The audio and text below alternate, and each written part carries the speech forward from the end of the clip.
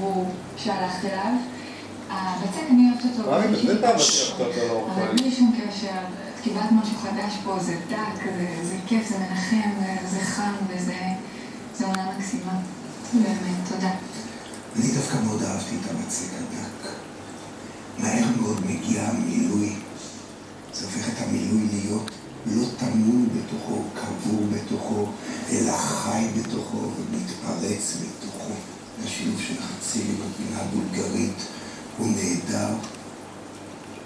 זה חומר יסוד בתוכך, המנה הזאת.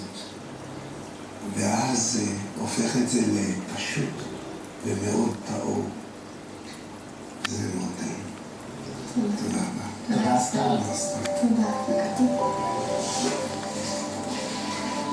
אני רוצה להגיד משהו שאמרנו לה, הבצק הטיפה יותר, אבל נותן איזושהי תחושה חולית.